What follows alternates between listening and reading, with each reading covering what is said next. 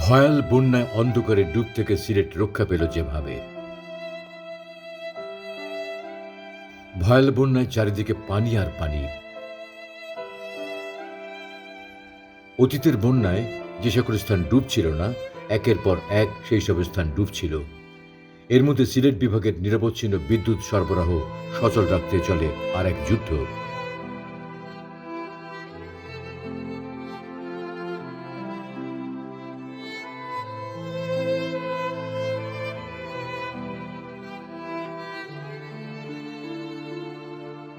পানি বাড়ছিল।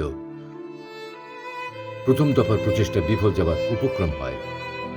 এই প্রকৃতির সঙ্গে আমরা এমনভাবে বৃষ্টি, আমরা যেটা কালকে বাদ দিয়েছিলাম, এখন ওই বৃষ্টি অনবরত হওয়াতে সেখানে আবার পানি জমে গেছে। এখন নদীর পানি বেড়ে যাওয়ায় হঠাৎ করে আমরা সকাল থেকে দেখতেছি পানির আমরা যে পানি শেষ করে পালাবো সেই জায়গাটুকু পর্যন্ত নাই। যদি বন্ধ হয়ে যায় সমস্ত যোগাযোগ বিচ্ছিন্ন হয়ে যাবে। কোথায় কি অবস্থায় আছে আমরা কোনো কিছু জানতে পারবো না।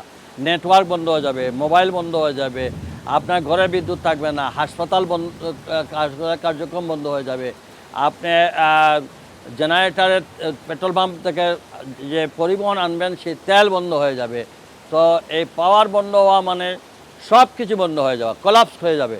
আপনি কারোর সঙ্গে কারো যোগাযোগ হবে না, সব বিচ্ছিন্ন হয়ে পড়বে।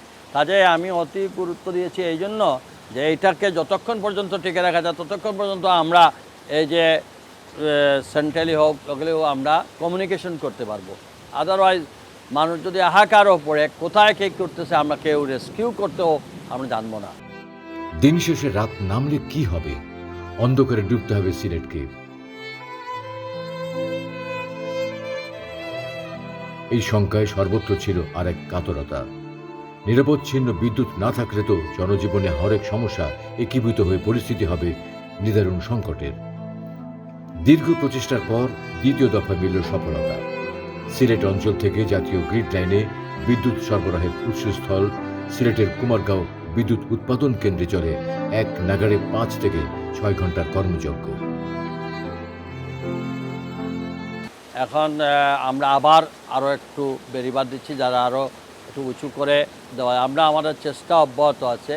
সেনাবাহিনীর সদস্যরা সকাল থেকেই তারা এবং পুরো জিনিসটাকে তারা বেরিয়ে দেওয়ার চেষ্টা করতেছেন।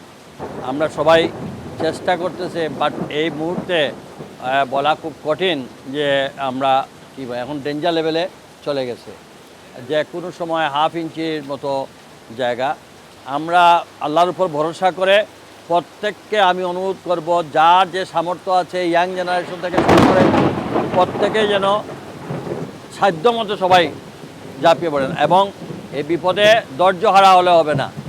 বিপদের ধৈর্য ধরতে হবে এবং আমাদেরকে এইগুলো করা, ইনশাআল্লাহ আমরা কামিয়াব হব।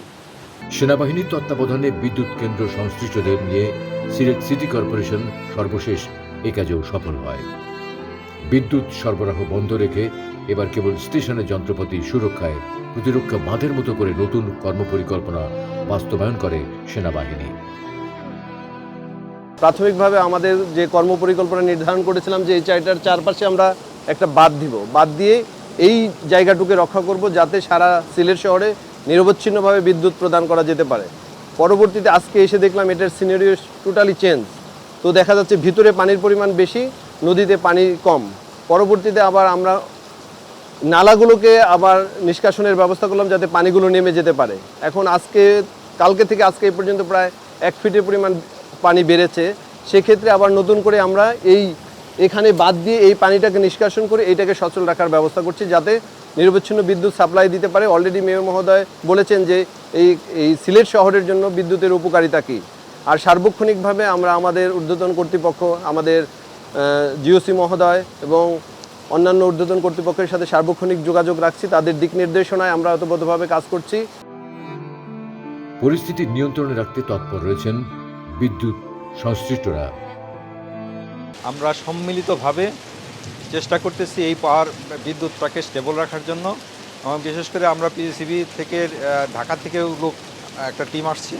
আমরা সবাই মিলে কাজ করতেছি, চেষ্টা করতেছি। আর পানি তো এত পানি আসতেছে সেটা তো আমরা এখন কন্ট্রোল করতে পারছি না, এটা আমাদের আউট অফ কন্ট্রোল।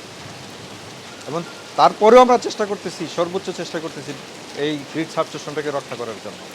যে সমস্ত ইকুইপমেন্টগুলি ড্যামেজ হওয়ার সম্ভাবনা আছে সেগুলি আমরা সেভ করতেছি, কাজে ভয়ের কোনো কারণ নাই।